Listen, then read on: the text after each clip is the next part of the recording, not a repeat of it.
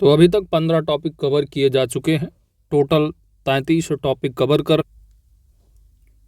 तो topic number 16 है ये उत्तर प्रदेश का इतिहास। ये चित्रात्मक प्रस्तुति का सीरीज चल रहा है। यदि आपको डिटेल में टू द पॉइंट, साथ ही साथ प्रीवियस ईयर के क्वेश्चन उत्तर प्रदेश में जितने भी एग्जाम हुए हैं उनका सॉल्यूशंस व्याख्या सहित आपको मिल जाएगा। सिंपली आपको चैनल पर जाना है, होम पेज पर आपको वीडियो मिल जाएगा। 12 घंटे का मैराथन आप कवर कर सकते हैं। प्रीवियस ईयर के क्वेश्चंस को ही कवर कर लीजिए अच्छे से। तो आइए उत्तर प्रदेश का इतिहास कवर करते हैं।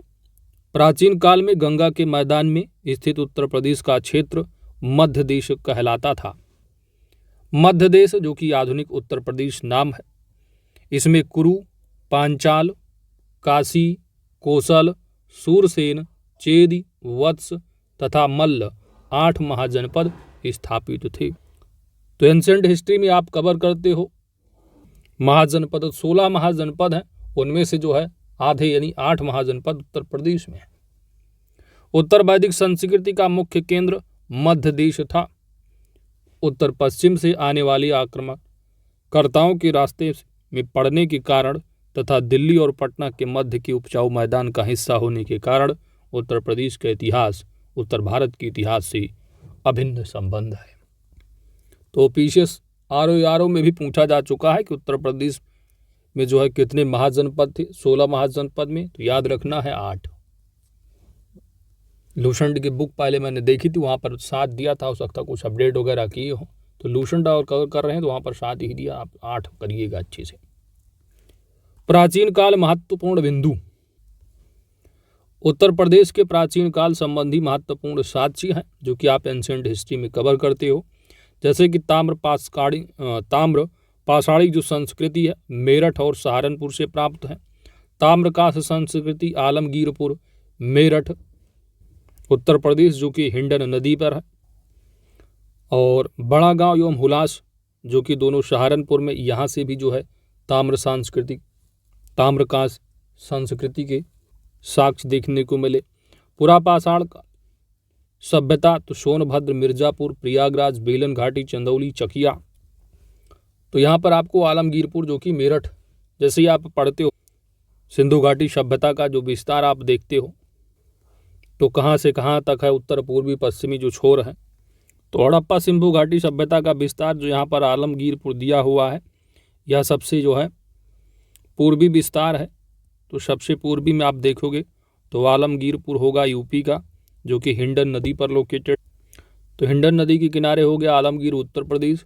इसके बाद सबसे जो उत्तरी है वह जम्मू कश्मीर का जो मांडा है, मांडा, तो मांडा JNK में है।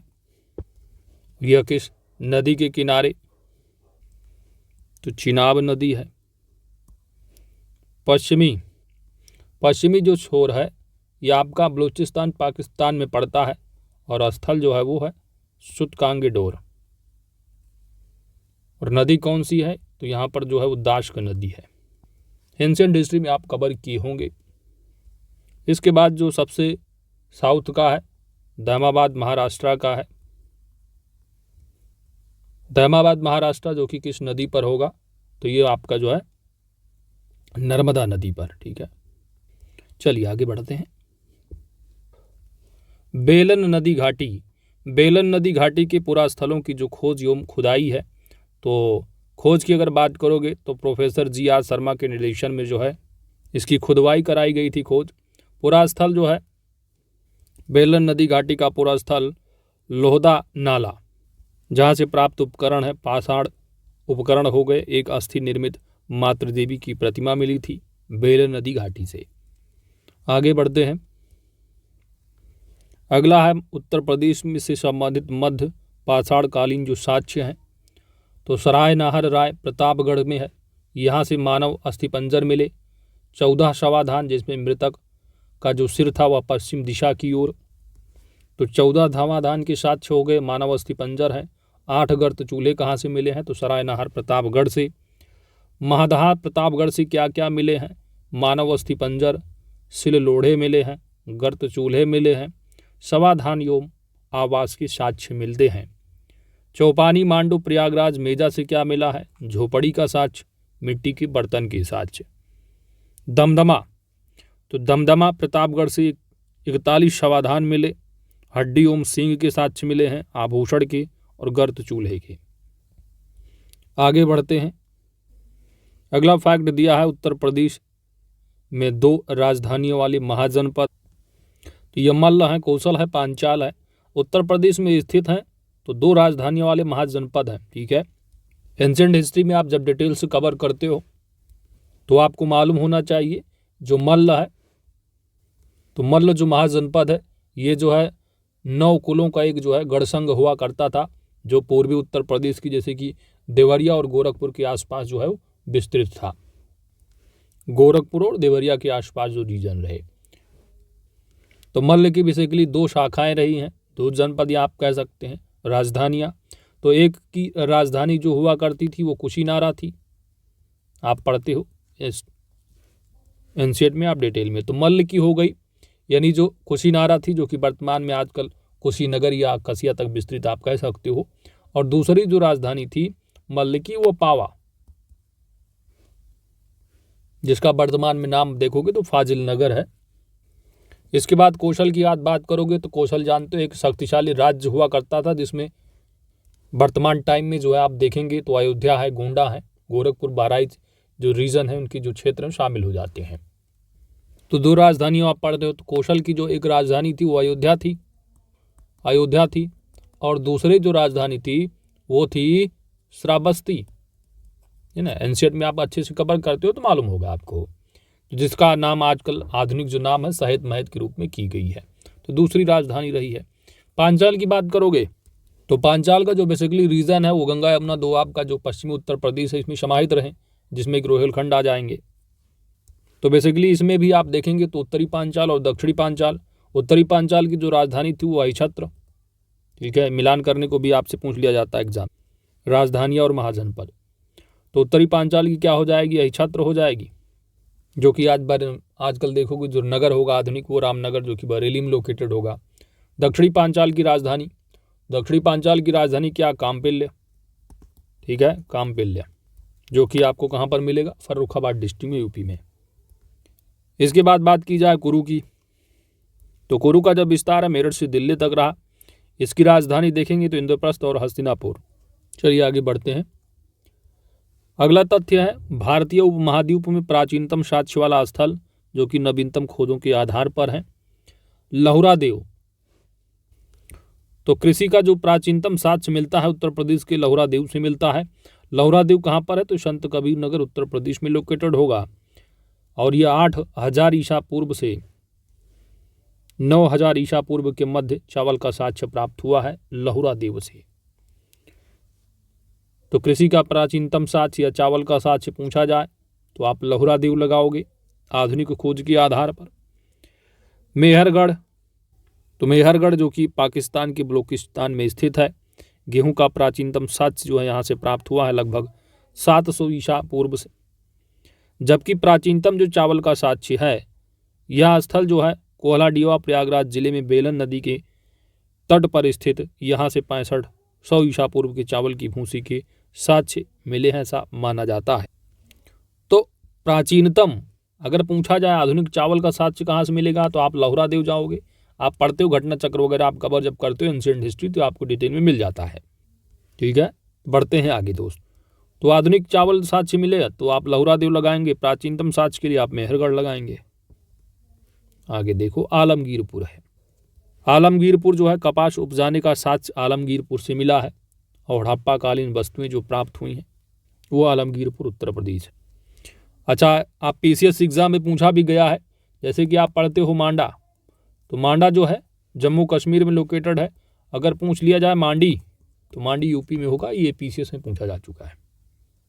आगे देखते हैं 16 महाजनपदों में से 8 महाजनपद उत्तर प्रदेश में स्थित है। तो संबंधित कौन होंगे उत्तर प्रदेश की 16 में से, तो आप यहाँ पर देख लो कुरु है, पांचाल है, काशी है, कौशल है। तो कुरु, पांचाल, कौशल और मल्ल, ये 2 राजधानियों वाला आपने कवर कर लिए।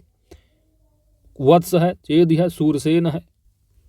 कौशल महाजनपद अवस्थित जो है अवध रीजन होगा। उल्लेख जो है कौशल महाजनपद का उल्लेख जो है शतपथ ब्राह्मण में किया गया है। कौशल महाजनपद की राजधानी उत्तरी देखोगे तो शाकित अयोध्या और दक्षिणी जो है श्रावस्ती, जो कि श्रावस्ती में जिले कौन से सहायत महत्व स्थल आधुनिक नाम। वहीं पर मल्ल की बात करोगे तो रीजन देवरिया गोरखपुर हो जाएगा। राजधानी जो है कुशीनगर कसिया तथा पावा पटरौना। पांचाल, तो पांचाल का जो रीजन है वह बदायूं बरेली फर्रुखाबाद। राजधानी उत्तरी पांचाल जो है अहिछत्र है और दक्षिणी काम्पिल्य है। सूरसेन, तो सूरसेन की राजधानी क्या है? मथुरा है। क्षेत्र मथुरा के निकट आसपास जो है। वत्स, वत्स की राजधानी क्या है? कौशम, यानी कौशाम्बी आपको देखने को मिलता है वर्तमान कौशाम्बी रीजन। तो कौशाम्बी ही आपको देखने को मिलेगा पेपर में मिलान करने को। प्रयागराज से समीप जो स्थल है आसपास वत्स है। तो 16 महाजनपद, उनसे संबंधित तथ्य देखिए। आगे बढ़ते हैं तो खासकर जो यूपी पीसीएस आरओ को एग्जाम देने वाले हैं उनके एग्जाम में 20 से 22 प्रश्न पूछे जाएंगे यूपी स्पेशल, तो अच्छे से कवर कीजिए। बाकी पीसीएस प्रीलिम्स में अभी 2-3 साल का जो ट्रेंड आपको देखने को मिल रहा है, 2 से 3 से प्रश्न ज़्यादा नहीं पूछा जा रहा है, तो प्रश्न का ट्रेंड बदल भी सकता है।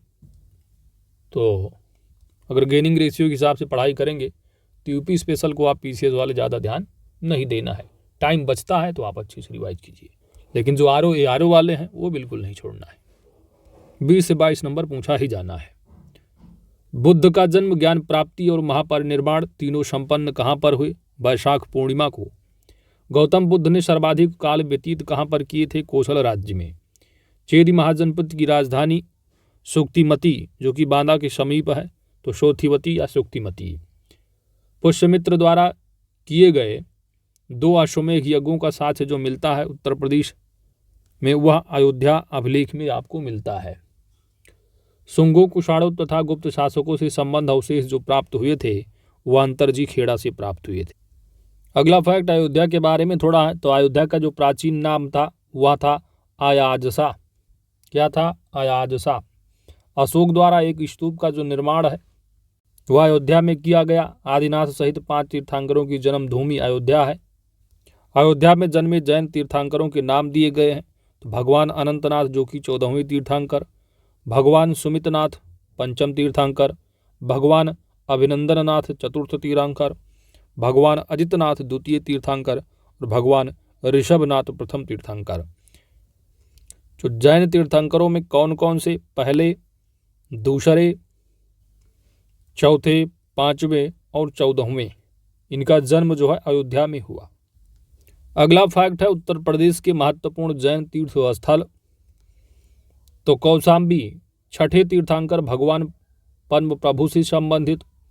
कांकड़ी जो है यह 9वें तीर्थंकर भगवान सुविधनाथ यानी पुष्पदंत का निवास स्थल माना जाता है देवरिया में। महोबा की बात करोगे तो यह गोखर पहाड़ पर 24 तीर्थंकरों की प्रतिमाओं हेतु विख्यात है महोबा।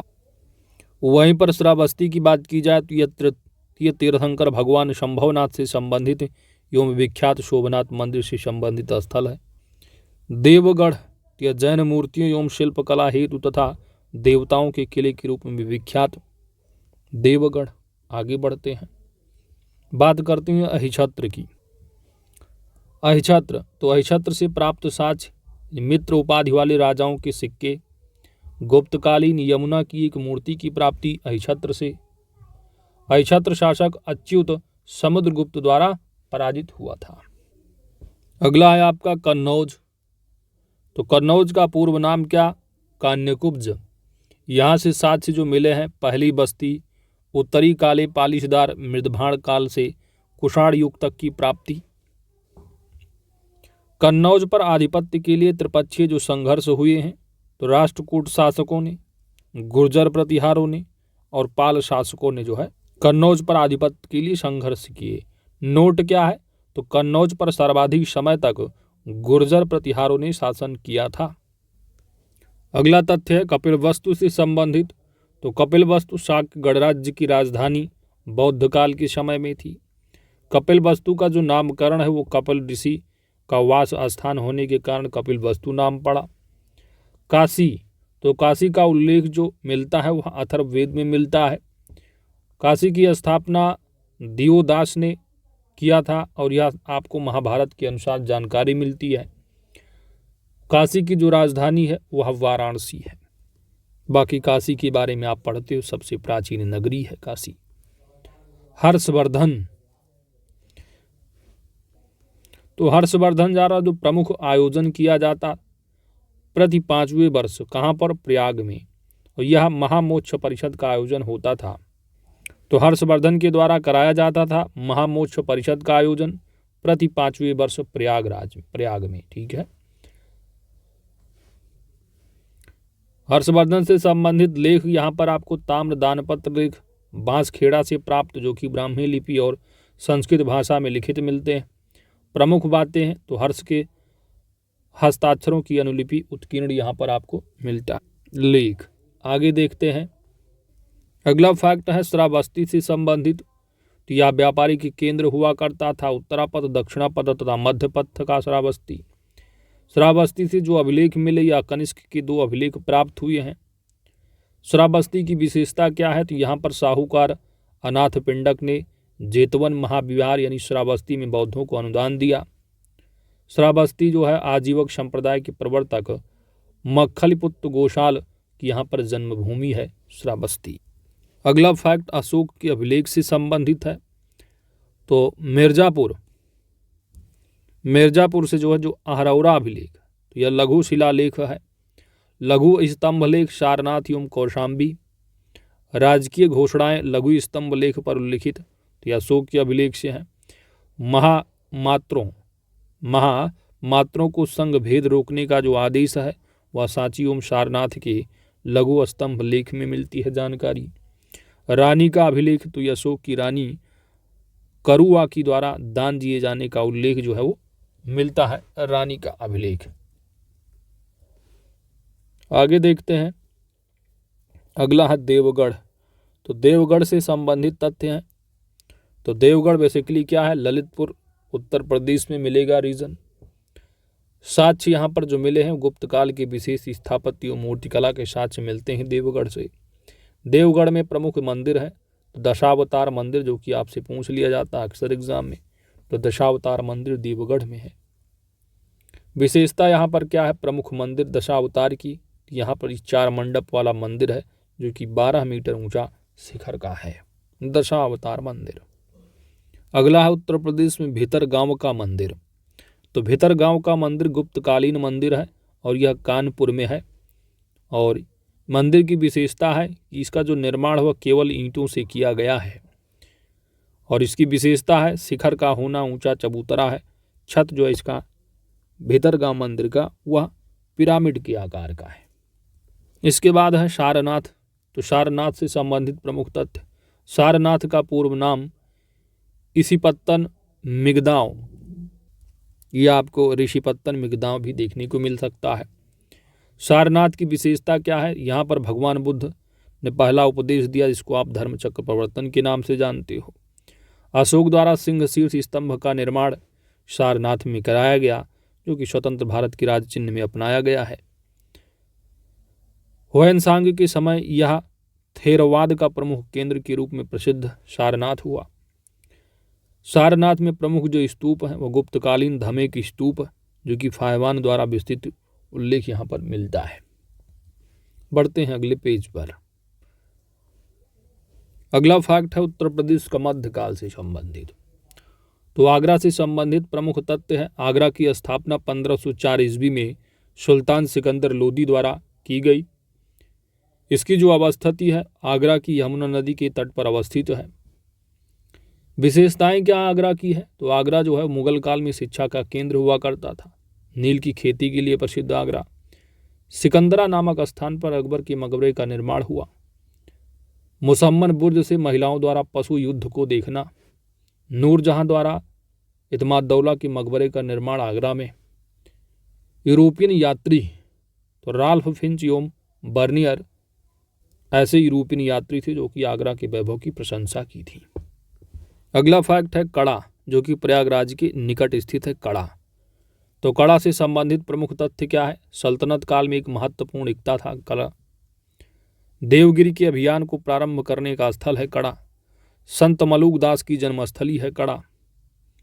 जलालुद्दीन खिलजी के समय कड़ा का सूबेदार अलाउद्दीन खिलजी हुआ करता था और कड़ा की अवस्थिति जो है वो प्रयागराज के निकट गंगा नदी के तट पर है।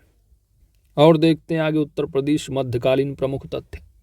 जौनपुर, तो जौनपुर की स्थापना जो की गई थी मोहम्मद तुगलक, जो कि जौना खान था नाम, तो मोहम्मद तुगलक की याद में फिरोज शाह तुगलक के द्वारा जौनपुर की स्थापना की गई थी।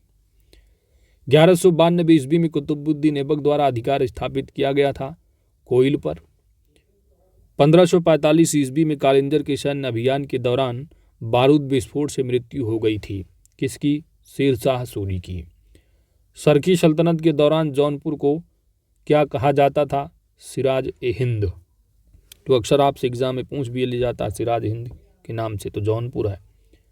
1613 ईस्वी में झांसी की स्थापना जो की गई थी ओरछा शासक वीर सिंह बुंदेला के द्वारा। अकबर के नवरत्नों में शामिल बीरबल जो थे वह कालपी उत्तर प्रदेश से थे। गढ़कुंडार में खंगार राज्य की स्थापना जो की गई थी वह पृथ्वीराज के सेना नायक खेत सिंह द्वारा। अकबर ने प्रयाग की पुनः स्थापना कर उसका नाम जो रख दिया था वह इलाहाबाद था, तो अब वर्तमान में क्या कर दिया गया? प्रयागराज। लखनऊ का अंतिम जो नवाब था वह नवाब वाजिद अली शाह था। सल्तनत काल में बदायूं की स्थिति जो थी वह सर्वाधिक महत्वपूर्ण एकता हुआ करती थी। शेख निजामुद्दीन औलिया एवं इतिहासकार बदायूंनी का जो संबंध था वह बदायूं से था। लखनऊ, तो लखनऊ जो है बेसिकली कथक नृत्य का केंद्र और प्रमुख जो इमारतें हैं लखनऊ में इमाम बाड़ा है, भूल भुलैया है, छत्र मंजिल आदि। आगे बढ़ते हैं। अगला संबंध है उत्तर प्रदेश का फतेहपुर सीकरी है। तो फतेहपुर सीकरी की क्या है? शेख सलीम चिश्ती के कारण जो है पवित्र भूमि की मान्यता है फतेहपुर सीकरी की। यहाँ पर जो है सलीम यानी जहांगीर की जन्मस्थली है फतेहपुर। 1571 से लेकर के 1585 ईस्वी तक मुगल साम्राज्य की राजधानी हुआ करती थी फतेहपुर सीकरी। स्थापत्य के उदाहरण यहाँ पर फतेहपुर सीकरी की क्या है? शेख सलीम चिश्ती का मकबरा है, बुलंद दरवाज़ा लोकेटेड है, जामा मस्जिद भी है, जोधा भाई का महल है, बीरबल का महल है और पंचमहल है। ये सब फतेहपुर सीकरी में आपको मिलते हैं देखने को। मध्यकाल के बाद अब उत्तर मध्यकाल देखते हैं। उत्तर मध्यकाल से महत्वपूर्ण बिंदु संबंधित। तो अवध एवं पूर्वी उत्तर प्रदेश के जिलों पर जो शासन हुआ करता था वह अवध के नवाब का। बुंदेलखंड क्षेत्र जो स्थापित था वह मराठों के अंतर्गत स्थापित था। 1707 ईस्वी में जब औरंगजेब की मृत्यु होती है तो वहाँ से लेकर के 1757 ईस्वी जो कि पलासी के युद्ध होता है, तो औरंगजेब की मृत्यु से लेकर पलासी के युद्ध तक वर्तमान उत्तर प्रदेश में स्थापित जो स्वतंत्र राज्य थे वह 5 राज्य थे। मेरठ तथा बरेली के उत्तर प्रदेश में स्थित राज्य जो था वह नाजिद खान नामक पठान नेता का था। दोआब क्षेत्र में रोहेलखंड राज्य स्थापित जो था वह रोहेलों के अंतर्गत था। मध्य दोआब का राज्य जो स्थापित था वह फर्रुखाबाद की बंगरा पठानों के अंतर्गत। आशफुद्दौला से संबंधित प्रमुख तथ्य। तो आशफुद्दौला जो थे वह 1775 ईस्वी में शुजाउद्दौला की मृत्यु के पश्चात नवाब घोषित किए गए थे। मुहर्रम मनाने के लिए लखनऊ में इमामबाड़ा का निर्माण करवाया था आशफुद्दौला ने। इमामबाड़ा का निर्माण किसने कराया था? आशफुद्दौला ने। साथ ही आशफुद्दौला से संबंधित तथ्य जो है वह फैजाबाद की संधि है 1775 ईस्वी की, जो कि बनारस का क्षेत्र अंग्रेजों को सौंपा गया था फैजाबाद की संधि के तहत। 1808 ईस्वी में अवध के नवाब शहादत अली द्वारा अंग्रेजों को सुरक्षा की गारंटी हेतु जो सौंपे गए क्षेत्र रहे हैं वह है कानपुर, इटावा, एटा, गोरखपुर, रोहेलखंड, इलाहाबाद और फतेहपुर। अन्य महत्वपूर्ण तथ्य। 1797 ईस्वी में आशफुद्दौला की मृत्यु के पश्चात अवध का जो नवाब बना था वह शहादत अली था 1798 ईस्वी में। 1803 ईस्वी में मराठों को पराजित करके अलीगढ़ एवं आगरा पर जो अधिकार कर लिया था वह लॉर्ड लेक था। 1857 का विद्रोह एवं उत्तर प्रदेश। तो 1857 से संबंधित उत्तर प्रदेश से इतिहास से संबंधित जो प्रमुख तथ्य हैं, तो मंगल पांडे 1857 के विद्रोह से संबंधित। तो विद्रोह जो था वो बैरकपुर कलकत्ता की 34वीं देसी सैनिक छावनी में 29 मार्च 1857 को हुआ था विद्रोह। निवासी जो थे मंगल पांडे वो बलिया उत्तर प्रदेश के रहे हैं। और इस समय जो है गवर्नर जनरल कौन थे, तो लॉर्ड कैनिंग रहे हैं। विरोध जो किया था मंगल पांडे ने, वो एनफील्ड राइफलों के लिए नए प्रकार के कारतूसों के प्रयोग हेतु विरोध किया था। इसके बाद इनको फांसी जो होती है वो 8 अप्रैल 1857 ईस्वी को बैरकपुर में और लेफ्टिनेंट हेनरी बाग पर गोली चलाने हेतु फांसी दी जाती है। अगला संबंधित तथ्य मेरठ से प्रमुख तथ्य है। तो 1857 से जो है विद्रोह का जो प्रारंभ होता है, 1857 की क्रांति, वो 10 मई 1857 को। इसके बाद 11 मई 1857 ईस्वी को जो क्रांतिकारी रहे दिल्ली पहुंचते हैं, बहादुर शाह द्वितीय के नेतृत्व में दिल्ली पर जो है वो अधिकार करते हैं, जो कि आप डिटेल में एंशिएंट जो आप 12th वाली जो आप पढ़ते हो आधुनिक भारत का इतिहास, आप पूरा डिटेल में पढ़ते हो। यहाँ पर चित्रात्मक प्रस्तुति है, बस एक फैक्ट के रूप में आप देखते चलिए, है ना। बाकी आप पढ़ते हो तो बहादुर शाह द्वितीय जो है दिल्ली में आराम कर रहे होते हैं, वहाँ पर भी पहुँचते हैं क्रांतिकारी लोग और उनकी अगुवाई में जो है दिल्ली पर जो है अधिकार करते हैं। आगे देखिए नोट क्या दिया हुआ है। नोट है कि 1857 की विद्रोह का जो विस्तार है, इटावा, मैनपुरी, एटा, मथुरा, शाहजहांपुर, बदायूं, आजमगढ़, सीतापुर, लखीमपुर खीरी, बाराबंकी, वाराणसी, फतेहपुर, हाथरस आदि छोटे छोटे नगरों एवं कस्बों तक भी हो गया था। 1857 की क्रांति का जो स्थान नेतृत्व करता, अक्सर आपसे पूछ लिया जाता है, मिलान करने को भी दे देते हैं एग्जाम में। तो बरेली से 1857 की क्रांति का नेतृत्व खान बहादुर खिन ने किया। झांसी से रानी लक्ष्मीबाई, लखनऊ से बेगम हजरत महल, कानपुर की बात करोगे तो नाना साहब यानी नाना धोधो पंत, फैजाबाद से मौलवी अहमद उल्लाह शाह, इलाहाबाद से लियाकत अली ने नेतृत्व किया था। लखनऊ की थोड़ा डिटेल में देखोगे तो लखनऊ का नेतृत्व आप पढ़ के और बेगम हजरत महल ने किया। और यहाँ पर जो परिणाम रहा, जो कि आप जानते हो, विद्रोह के दमन करता तो रहे हैं, क्रांति को जो दबाया वो कैंपबेल रहे। तो कैंपबेल द्वारा 21 मार्च 1858 ईस्वी को लखनऊ पर पुनः कब्जा कर लिया गया। कानपुर की बात करोगे तो कानपुर में जो है कानपुर से जो नेतृत्व किया था वह नाना साहब द्वारा। नवंबर 1857 को विद्रोहियों द्वारा जनरल बिंडहम को पराजित किए जाने से संबंधित रहा और विद्रोह को दबाया यहाँ पर भी जो है कालीन कैंपबेल द्वारा जो है विजित किया गया। 6 दिसंबर 1857 को विद्रोह को दबा दिया गया। तात्या टोपे, तो अक्सर एग्जाम में इनसे पूछ लिया जाता है मूल नाम इनका, तो तात्या टोपे का मूल नाम रामचंद्र पांडुरंग रहा। रणनीति इनकी जो थी वह गनीमी कावा रणनीति थी। तो एग्जाम में अगर पूछ लिया जाए कि गनीमी कावा रणनीति या छापामार रणनीति से संबंधित कौन है, तो तात्या टोपे, रामचंद्र पांडुरंग। इनको फांसी जो है 18 अप्रैल 1862 ईस्वी को हो गई। आगे बढ़ते हैं, प्रमुख तथ्य देखते हैं।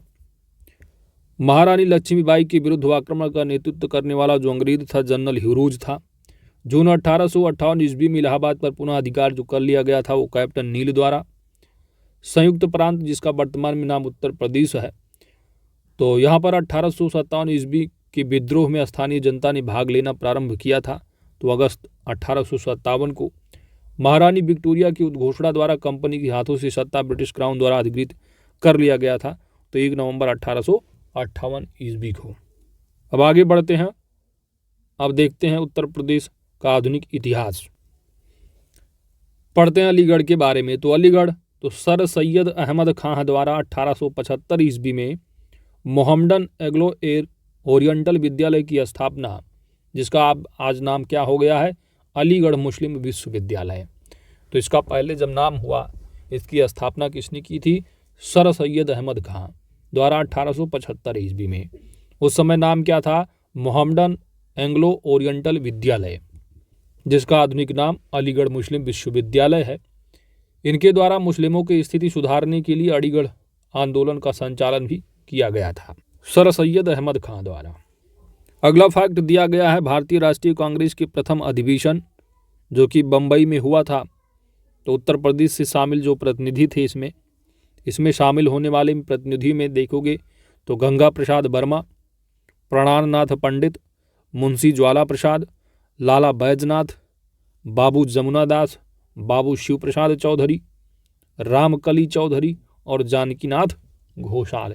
तो यह उत्तर प्रदेश के प्रमुख जो शामिल प्रतिनिधि रहे, प्रथम जो अधिवेशन हुआ था, ठीक है, 1885। बाकी आप डिटेल में पढ़ते हो। चलिए, भारतीय राष्ट्रीय कांग्रेस का जो दूसरा अधिवेशन हुआ वो कलकत्ता में 1886 ईस्वी में हुआ। सार्वजनिक सेवाओं से जुड़े प्रश्नों पर विचार करने हेतु गठित 17 सदस्यीय जो समिति रही, तो यहाँ पर इस समिति में उत्तर प्रदेश से 5 सदस्य शामिल थे। इसमें गंगा प्रसाद वर्मा, प्राणनाथ, हामिद अली, नवाब रजा अली खान, मुंशी काशी प्रसाद शामिल रहे हैं, 5 सदस्य उत्तर प्रदेश के। अगला फैक्ट दिया गया है भारतीय राष्ट्रीय कांग्रेस के उत्तर प्रदेश में हुए कुछ प्रमुख अधिवेशन एवं उनकी अध्यक्ष। तो उत्तर प्रदेश का इतिहास से संबंधित आपको ARO में 2 से 3 प्रश्न आपको देखने को मिल सकते हैं, और PCS में अगर पूछ भी लेंगे तो 1 प्रश्न आपको पूछा जा सकता है। तो भारतीय राष्ट्रीय कांग्रेस के जो उत्तर प्रदेश में कुछ प्रमुख अधिवेशन हुए हैं, तो यहाँ पर अगर आप देखेंगे मेरठ, तो मेरठ में 1946 में हुआ, जिसकी अध्यक्षता आचार्य JB कृपलानी ने किया। बनारस, तो बनारस अधिवेशन 1905 का रहा है, जिसकी अध्यक्षता गोपाल कृष्ण गोखले ने किया।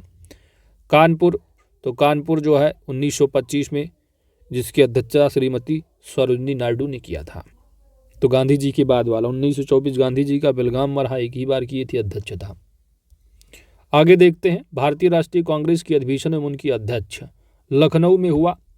तो लखनऊ में यहाँ पर देख रहा है 3 बार ही हुआ है। 1899 ईस्वी में रमेश चंद्र दत्त द्वारा जो है की गई अध्यक्षता। 1916 अंबिका चरण यानी AC जो मजूमदार रहे, अंबिका चरण मजूमदार ने अध्यक्षता की। 1936 में पंडित जवाहरलाल नेहरू ने। इसके बाद इलाहाबाद में या प्रयागराज वर्तमान नाम, तो यहाँ पर भी आपको 3 अधिवेशन देखने को मिले। 1888 में जॉर्ज यूल ने किया, 1892 में WC बनर्जी और 1910 ईस्वी में सर विलियम वेडरबर्न। बढ़ते हैं आगे। बाकी MCQ यदि आपको करना है तो 12 घंटे वाली मैराथन कवर कीजिए। पूरा आपको उत्तर प्रदेश से विभिन्न प्रतियोगी परीक्षाओं में पूछे गए प्रश्न डिटेल में मिल जाएंगे, व्याख्या सहित। अगला फैक्ट दिया गया है भारतीय राष्ट्रीय कांग्रेस का वर्ष 1916 का जो अधिवेशन रहा लखनऊ में, तो इसकी विशेषता क्या थी? कांग्रेस और मुस्लिम लीग का अधिवेशन रहा है, तो एक साथ जो है वो मिल गए थे मुस्लिम लीग और कांग्रेस। कांग्रेस लीग का समझौता हुआ, अध्यक्ष यहाँ पर AC मजूमदार रहे हैं। कांग्रेस के प्रांतीय सम्मेलन में शामिल प्रमुख नेता हैं जो प्रांतीय सम्मेलन रहा, तो मौलाना मोहम्मद अली, मौलाना शौकत अली, महात्मा गांधी, मदन मोहन मालवीय, मोतीलाल नेहरू, मौलाना हसरत मोहानी, जवाहरलाल नेहरू, हकीम अजमल खान, स्वामी श्रद्धानंद। नोट क्या है कि अक्टूबर 1920 ईस्वी में उत्तर प्रदेश कांग्रेस का प्रांतीय जो सम्मेलन रहा वह डॉक्टर भगवान दास की अध्यक्षता में मुरादाबाद में आयोजित किया गया था। और जो मुरादाबाद में आयोजित किया गया था 1920 में अक्टूबर में कांग्रेस का प्रांतीय सम्मेलन, तो डॉक्टर भगवान दास की अध्यक्षता में आयोजित किया गया था। और इसमें जो शामिल प्रमुख नेता रहे कौन कौन? मौलाना मोहम्मद अली, मौलाना शौकत अली, महात्मा गांधी, मदन मोहन मालवीय, मोतीलाल नेहरू, मौलाना हसरत मोहानी है, जवाहरलाल नेहरू, हकीम अजमल खान और स्वामी श्रद्धानंद। आगे बढ़ते हैं दोस्त। असहयोग आंदोलन है, ठीक है, और चौरी चौरा संबंधित देख लो तथ्य। तो चौरी चौरा जो घटना आप जानते हो, ये गोरखपुर उत्तर प्रदेश में घटित 4 फरवरी 1922 को। प्रसिद्ध जो घटना है वो भीड़ द्वारा एक पुलिस स्टेशन को जला दिया जाना, जिसमें 23 पुलिसकर्मियों की मृत्यु हुई थी। चौरी चौरा घटना की विशेषता क्या रही कि 12 फरवरी 1922 को गांधी जी द्वारा असहयोग आंदोलन को समाप्त करने की घोषणा की गई चौरी चौरा घटना के बाद। तो 4 फरवरी को घटना घटित होती है। और घटना घटित जानते हो, जब आप डिटेल में जब पढ़ते हो आधुनिक भारत का इतिहास, तो आपको पता चल जाता कोई घटना घटित हो और जो है जिसमें अंग्रेजों को मौका मिले लाठीचार्ज वगैरह अपना शुरू करें सब, क्योंकि गांधी जी का उधर चल रहा था मूवमेंट, नॉन कोऑपरेटिव असहयोग आंदोलन, वायलेंस का इंतजार कर रहे थे। तो गांधी जी बोले ना, अब हम समाप्त करते हैं अपना आंदोलन। तो 12 फरवरी 1922 को गांधी जी द्वारा असहयोग आंदोलन को समाप्त करने की घोषणा की गई। असहयोग आंदोलन के दौरान काशी विद्यापीठ से राष्ट्र रत्न शिव प्रसाद गुप्ता द्वारा स्थापित काशी विद्यापीठ की स्थापना हुई। अवध प्रांत के किसानों द्वारा गैर कानूनी उगाही के विरुद्ध आंदोलन भी हुआ असहयोग आंदोलन के दौरान। आगे बढ़ते हैं। अगला फैक्ट है लखनऊ के संबंध में प्रमुख तथ्य है। तो अगस्त 1928 ईस्वी को सर्वदलीय सम्मेलन का आयोजन लखनऊ में किया गया, जहां पर राजा महमूदाबाद के भव्य महल के बाग में आयोजन हुआ था। नवंबर 1928 ईस्वी में साइमन कमीशन का लखनऊ में बहिष्कार जो किया गया, जिसका नेतृत्व पंडित जवाहरलाल नेहरू ने किया था। स्वराज पार्टी की स्थापना 1923 ईस्वी में की गई, जिसके अध्यक्ष जो रहे CR दास रहे, चित्तरंजन दास। स्वराज पार्टी की स्थापना 1923 में इलाहाबाद में की गई, जिसका वर्तमान नाम प्रयागराज है, और स्थापना में जो शामिल रहे हैं CR दास और मोतीलाल नेहरू रहे हैं। और अध्यक्ष कौन? CR दास और महासचिव मोतीलाल नेहरू। तो पीसीएस वगैरह में कई बार पूछा गया स्वराज पार्टी के महासचिव या अध्यक्ष कौन रहे स्थापना के टाइम। भारतीय कम्युनिस्ट पार्टी से संबंधित प्रमुख तथ्य हैं। तो प्रथम सम्मेलन रहा भारतीय कम्युनिस्ट पार्टी का, यह कानपुर में दिसंबर 1925 में रहा, जिसकी अध्यक्षता पेरियार ने की। और स्थापना जो है भारतीय कम्युनिस्ट पार्टी की वह सितंबर 1924 ईस्वी में जो एक पत्रकार रहे सत्य भक्त द्वारा जो है की गई भारतीय कम्युनिस्ट पार्टी की स्थापना। अगला तथ्य है उत्तर प्रदेश किसान सभा 1918। तो उत्तर प्रदेश किसान सभा 1918 की स्थापना हुई थी। 1918 में उत्तर प्रदेश किसान सभा की। इसमें जो सदस्य रहे हैं गौरी शंकर मिश्र हैं, मदन मोहन मालवीय और इंद्र नारायण द्विवेदी। तो एग्जाम में पूछ ले कि उत्तर प्रदेश किसान सभा की स्थापना जो 1918 में हुई थी, निम्नलिखित में से कौन सदस्य शामिल नहीं था? तो तीनों में 4 नाम होंगे, तीनों को आप एलिमिनेट करना, जो बचेगा उसको आंसर कर देना। इस तरह एग्जाम में पूछे जाते हैं। अगला प्रश्न है आपका एका आंदोलन। एका आंदोलन स्थान कहाँ पर है? तो यह लखनऊ के समीपवर्ती क्षेत्र में वर्ष 1920-22 के मध्य जो है एका आंदोलन हुआ। एका आंदोलन का नेतृत्व मदारी पासी ने किया था। एका आंदोलन का विस्तार सीतापुर, लखनऊ, उन्नाव, हरदोई, फतेहपुर, फर्रुखाबाद तक रहा।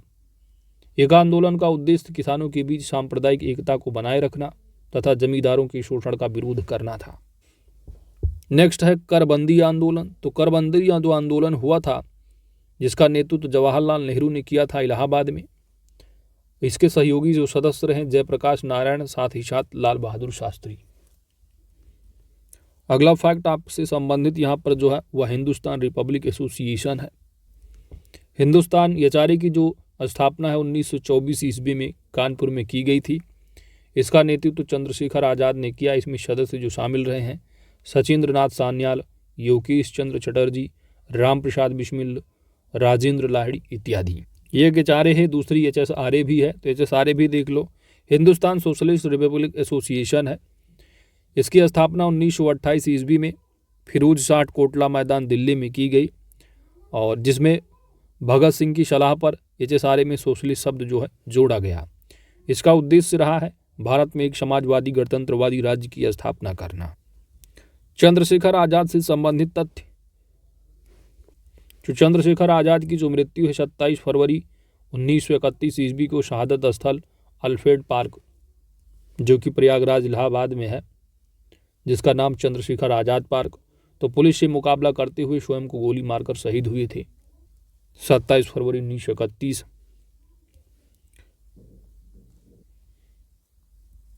आगे देख लेते हैं। संयुक्त प्रांत में जो समाजवादी दल का नेतृत्व करता थे वह कमलन पति त्रिपाठी और तारापद भट्टाचार्य संपूर्णानंद।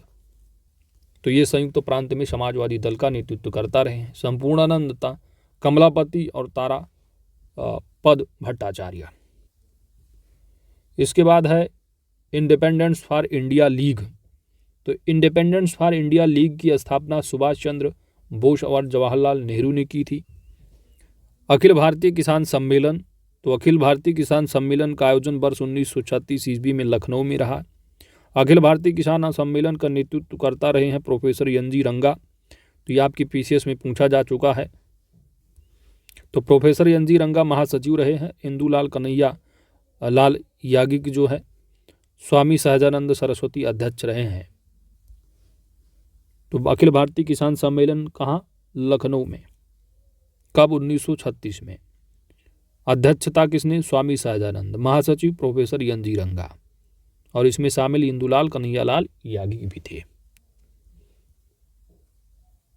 अगला फैक्ट है आपका आधुनिक भारत के संदर्भ में उत्तर प्रदेश से संबंधित प्रमुख तथ्य हैं। और इससे पहले जो है यहाँ पर आपको एक फैक्ट छूट रहा है, दैट इज काकोरी कांड।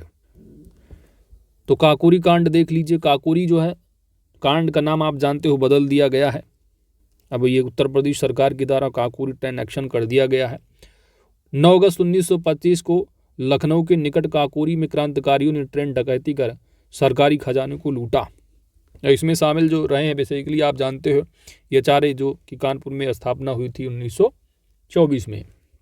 कांड में शामिल व्यक्तियों में कांड से संबंधित सजा, तो कांड की जगह हो गया क्या, ट्रेन एक्शन।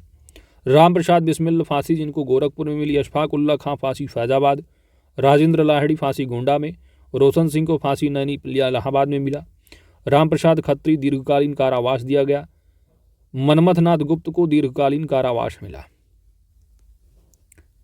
इस कांड में क्रांतिकारियों की तरफ से मुकदमा चंद्रभान गुप्त ने लड़ा और श्री गुप्त बाद में 7 दिसंबर 1960 से 1 अक्टूबर 1963 तक उत्तर प्रदेश के मुख्यमंत्री भी रहे हैं। बढ़ते हैं आगे अगले पेज पर। अगला फैक्ट है आधुनिक भारत के संदर्भ में उत्तर प्रदेश से संबंधित प्रमुख तथ्य हैं। तो 9 अप्रैल 1938 ईस्वी को गांधी जी द्वारा मद्य निषेध को सर्वप्रथम लागू करने के लिए चुने गए जिले जो रहे हैं एटा एवं मैनपुरी रहे हैं। स्वतंत्र शासन की स्थापना की घोषणा जो की गई थी वो बनारस हिंदू विश्वविद्यालय के छात्रों के द्वारा की गई थी। राष्ट्रीय सरकार का गठन सर्वप्रथम जो किया गया था वह बलिया में किया गया था। अक्सर एग्जाम में आपसे पूछ लिया जाता है, जिसका नेतृत्व किया था चित्तू पांडे। स्वतंत्रता प्राप्ति के बाद संयुक्त प्रांत में कांग्रेसी सरकार का जो गठन हुआ वह पंडित गोविंद बल्लभ पंत के नेतृत्व में हुआ, जो कि उत्तर प्रदेश की क्या है पहले मुख्यमंत्री भी। आगे बढ़ते हैं। अगला जो फैक्ट दिया गया है वह है परीक्षा उपयोगी तथ्य है। भारतीय राष्ट्रीय कांग्रेस के उत्तर प्रदेश में 1947 तक कुल अधिवेशन जो हुए कितने, 9। 1888 ईस्वी में इलाहाबाद की कांग्रेस अधिवेशन में रुकावट डालने का जो प्रयत्न किया था गवर्नर ऑकलैंड काल्विन ने।